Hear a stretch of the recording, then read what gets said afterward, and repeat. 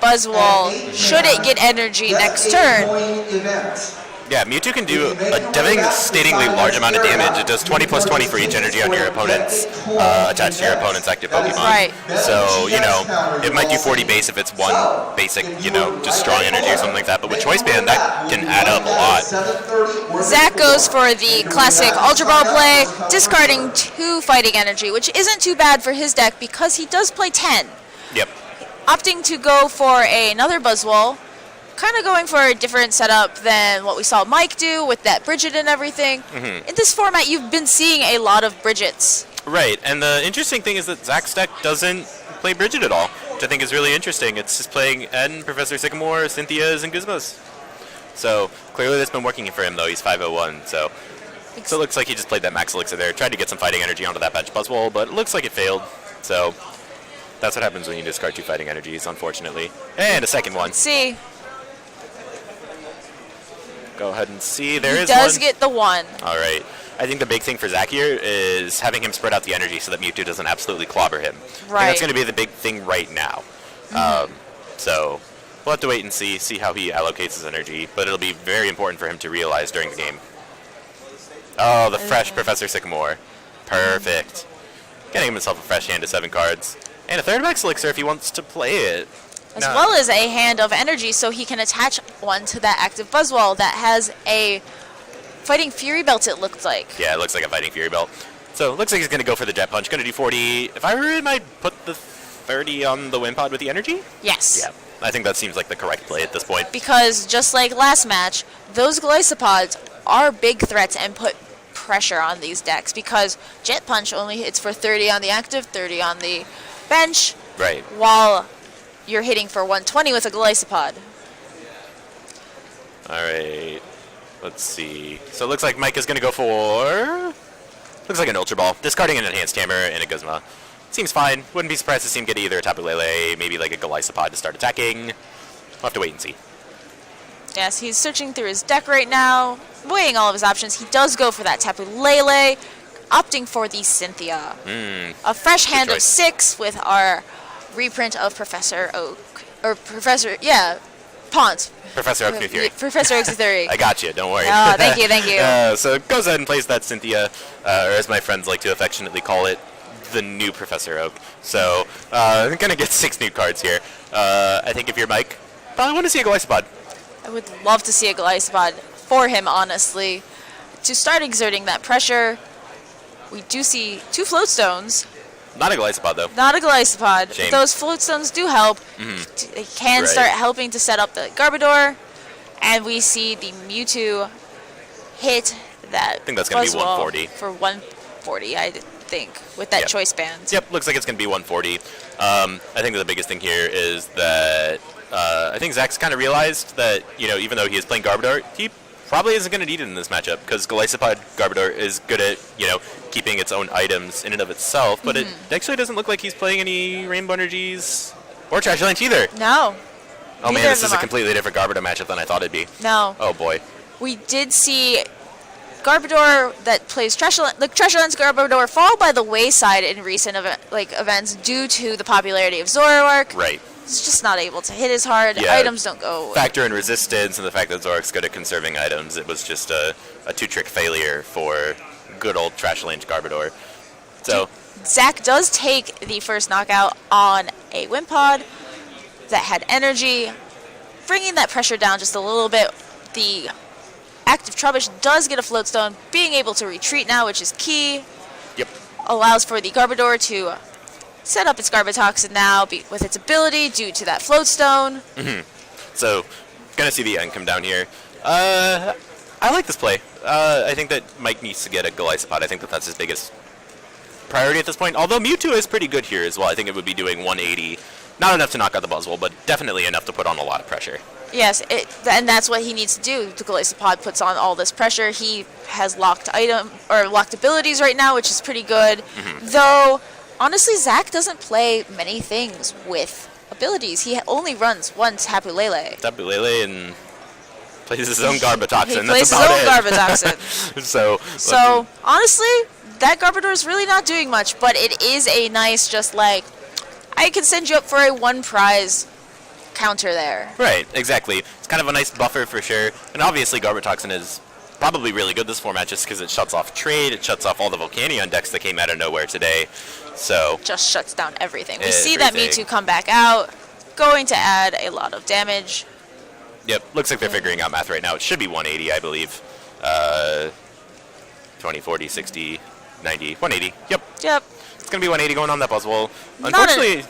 Unfortunately, not enough to knock it out, but enough to add a solid amount of damage, putting both of these Buzzwalls in knockout range for the upcoming turns. A very solid amount. One thing to note is that Zach's list does not play any Acerolas or anything like that or anything to heal with, so that damage is going to stay on those Buzzwalls. But also worth noting, he plays Potown, a card we haven't seen since Drampagarb. Yeah, definitely an interesting card. I would have liked to see it come down a lot earlier because, Mike's Pokemon are all evolved at this point. Right. So adding that extra 30 damage to that Garbodor and that Gliscopod would have been fantastic. Absolutely. But sadly cannot be done. But for future cards coming out, would definitely be a threat. Definitely a threat, yeah, absolutely. So kind of see Zach just go for the Jet Punch there. Kind of brings up the Lele, kind of realizes, I really don't like getting Psychicked by Mewtwo.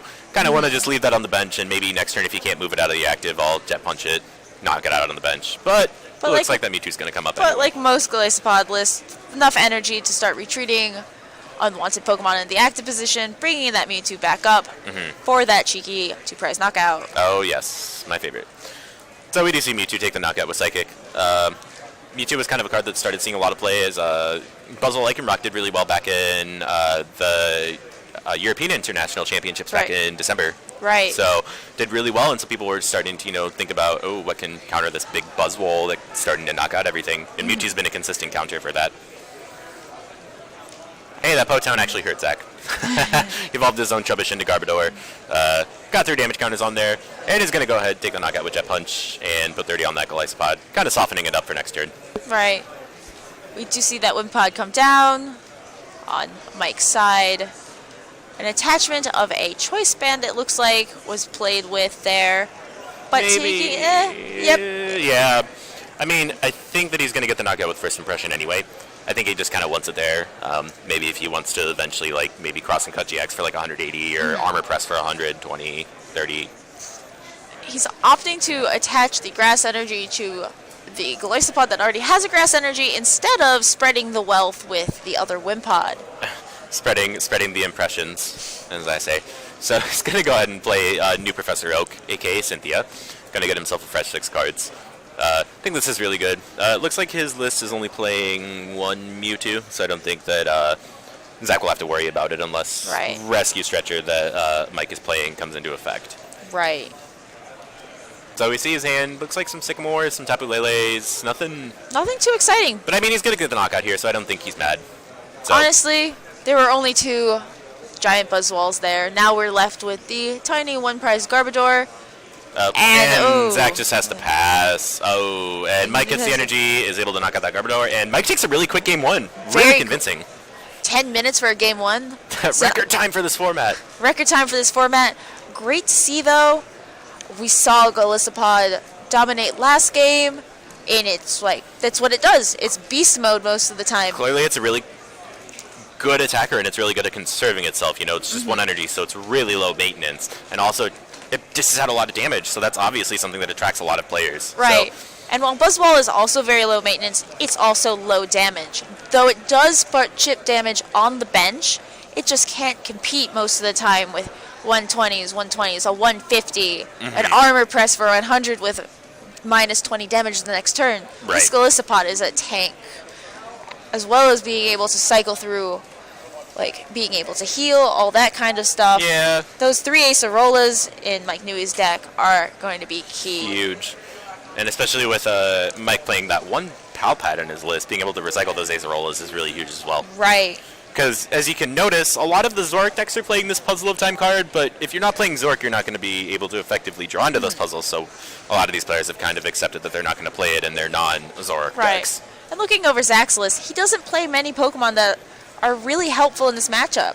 There's obviously the Mewtwo, but there's no fighting on Mike's side. He could hit a Mewtwo for weakness if he wants to. That sounds good. Yes, the Sudowoodo Pseudo-Water could be fine. It could be fine in this, but it's not the most optimal play. Right. And then there's also this Espeon EX, which obviously... Could be good if he gets the Potown earlier. If he gets that Potown early and starts getting that chip damage as well as jet punching early. Right. Could be key. We do see a mulligan on Zach's side there. Oh, man. Allowing Mike Newey the option of drawing one extra card. Yeah. I mean, knowing most games where I'm going second and I get a mulligan, I get end anyway, so we'll have to see if Zach ends up playing an end.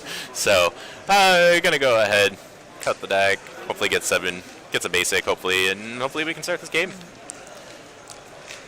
So, since we saw Zach go so fast, what do we need to see from him in order to keep up?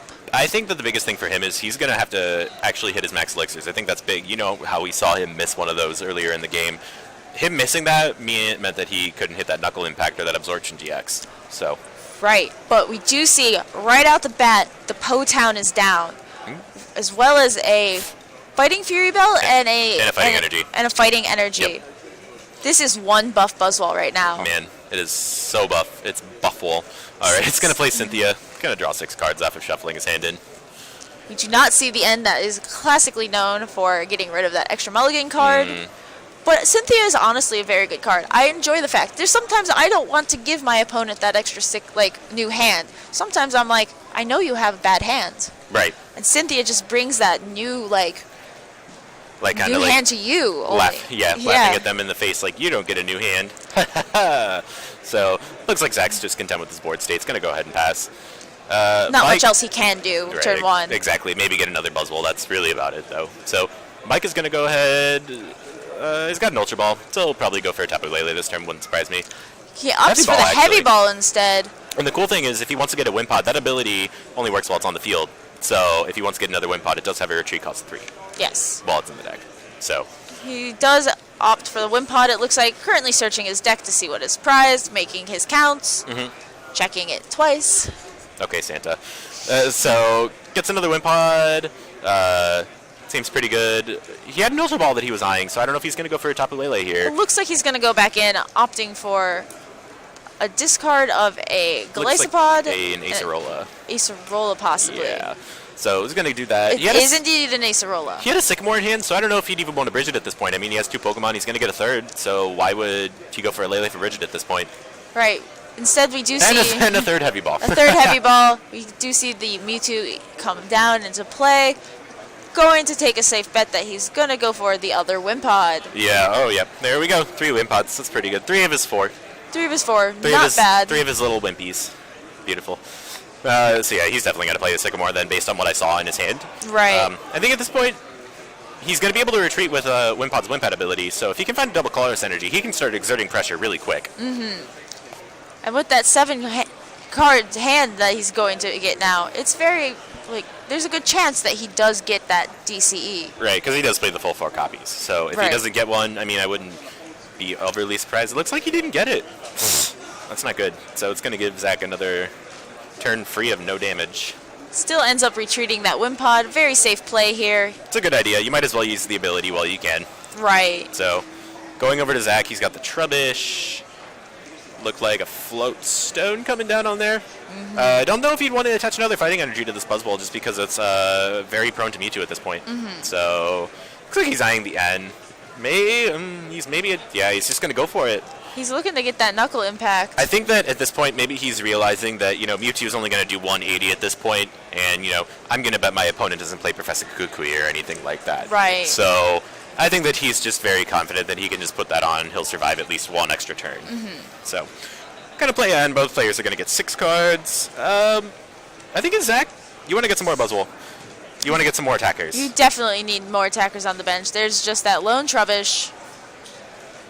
And the Buzzwole that could get taken down by Mewtwo. So he has an Ultra Ball. He has options. Gets another Buzzwole too. So pretty good end for Zach. And he also has the Garbodor in hand. Should he want to turn off? That Trubbish just came into play, so next turn. Next turn. Gotcha. Sorry. So it looks like he's just going to go for a classic Jet Punch. Going to do 40, 30 on a Wimpod. Seems fine. So going on to Mike's turn, I think if you're Mike, you want to get a lot of Glacepods down this turn. You want to get all of them. You want to get all millions of them. Makes sense. So he's going to attach a Float Stone to the Wind Pod and the Trubbish, and going to play an N. All right. I can get down with that. So, going to get 6 cards. I guess Mike wasn't really satisfied with the N that Zach played. So. Right. Understandable. Sometimes you just get thrown the worst hands. You just get N'd out of everything. So, we'll have to wait and see what Mike gets. I think if he can get a Golisopod, I think he's going to be in good shape. But if he gets a double colorless, he can also start putting on pressure with Mewtwo. So, he does end up with the Grass and the DCE, right. opting for the DCE on that Mewtwo. Yep, going to go ahead and go for that. Definitely the correct play here. I think you want to start exerting pressure with that one prize card, Mewtwo there. Right. So, looks like he's going to play the Tapu Lele right now, actually, realizing that, hey, Zach might turn on that Garbotoxin next turn. So, or that he might want to turn on his Garbotoxin soon. Right, exactly.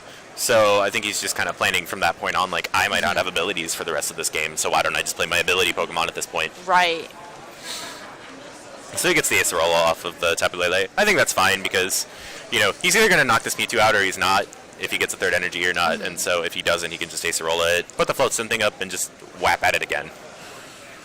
He can also end up Acerolling up a Golisopod at some point later in the game. Definitely. To start the cycle of beatings. The cycle of beatings. Of jet punching. So he's going to go ahead and play that Max Elixir. We'll have to see if he gets a fighting energy. He does. He does. All right. So I thought I saw another elixir in hand. I can't remember. No. Maybe not. I think you saw that strong energy. That's probably what I saw. Yeah, so I think from here, maybe you could just manually attach. I don't know how I feel even about manually attaching to the active, because yeah, you can Absorption GX for the knockout here, get rid of one of your biggest threats, but then you're left vulnerable to a Golisopod. I was going to say, yeah, at what cost? You end up knocked out. At what cost? So, looks like he is going to go for it, though. You know, I think he's just kind of realized, hey, like, kind of have to go all out. This is my only attacker, so I kind of have to roll with it. He ends up with a hand of mainly just energy, having to play down his Mewtwo possibly here. Has his own Mewtwo. He doesn't really want to, but he's realizing he might have to. But instead opting to just knock out that Mewtwo, it looks like. Yep. Taking that one prize. It's a fine turn. Yeah, seems fine. Mike brings up his Trubbish there with the Float Stone. Easy retreater and punching bag. Punching bag. A literal punching trash bag. Perfect. So, gonna put the double. I actually like that play on the Lele. That's gonna get a clean knockout on there, I think. So, yeah, really good observation on Mike's side. You know, he does have the grass energy, but he doesn't know if he has a way to get Golisopod at this point. So I don't think he does. No, he has an Ultra Ball. He has an Ultra Ball. Gonna get rid of the Enhanced Hammer and the Acerola. Getting rid of the Enhanced Hammer makes sense because, I mean, he's gonna knock out the Pokemon that has the special energy on it anyway. Right. So. And Potown does go off, so that is actually really big. Gonna go ahead and play Cynthia there. But the Potown going off is really big just because, you know, Knuckle Impact does 160 base damage. If he gets a strong energy or a Choice Band, that's a knockout on that Golisopod. It is. So they'll have to wait and see what he gets off of this Cynthia. Drawing into this hand, we see a Sycamore, a Ultra Ball. Trubbish. Looks like another Lele. Nothing too exciting. But I mean, at this point, his position's fine. He's about to knock out a really large attacker, so I think he's content with what he's got. He is. Looks like he's going for an Ultra Ball. Now, does he get the Golisopod or does he get the Garbodor at this point? I think Garbodor is probably the play. Yeah, we're going to see that. The play because Zach might want to try and set up with his one Tapu Lele he has, since he is running so low on Pokemon. So yeah, it's going to look through, kind of figure out. Yep, played another Tapu Lele, got an Acerola, just like you did last time. The standings have been posted. From here on out, I think that Zach is probably going to want to get that Buzzwole on the bench so that if he does hit any more Max Elixirs, he can start to load onto that so that he can start Knuckle Impacting and such. Yeah. And with that, we see the Garbodor come down. Abilities are off. It takes 30 from that Potown. But no abilities. That's a pretty good trade-off. It's an amazing trade-off. Not a Zark, but... Zach promotes that Garbodor, or Trubbish, I mean... Same trash bag, it's okay. So he attaches the Fighting Fury Belt. Also the Mewtwo. Manually attaches interesting. I don't see his, he has an N, so, I mean, not terrible. I mean, he can eventually go in. Right. Yeah. We'll have to see. Yep, there we go. Gonna play N. Mike gets 4, Zach gets 5. Yeah, I mean, I think that Mike is just in a really good board state. I don't think that this Lele is really going anywhere unless Zach can find a max elixir, and a successful max elixir at that. Right. Because, you know, he does have 3 energy in the discard, and I don't know how many more he might have gotten rid of based on, you know, previous plays. Right, but the deck runs 10 basic, 4 right. special. Ooh, there's a max elixir from his hand. Oh, man. Oh, so, man, it could we whiffs. see it? Could we see a really big turn for Zach here this game? I think we might. Uh-oh. Uh-oh. The drama, the drama, the drama! No! Oh, absolutely crucial miss for Zach.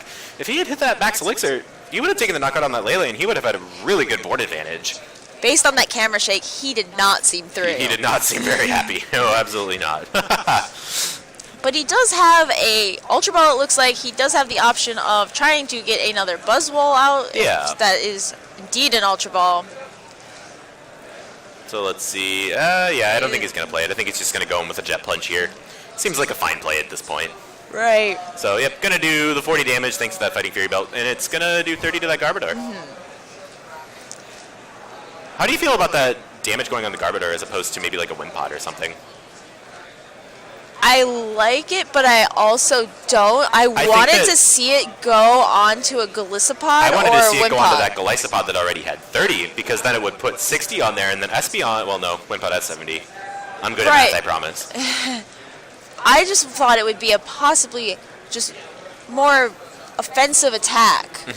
Because those Galisopods are putting so much pressure on Zach, especially when you're only hitting 30, 30, 30 most of the time, unless you end up knuckle impacting. You need that chip damage down in order to knock out those Galisopods, especially if you don't have that Espeon EX out. Right. And honestly, I don't think Espeon EX is the play for this matchup. Yeah, might not be. It just need a little bit more. Although he can devolve that Garbodor if he really wants to. Oh, there we go.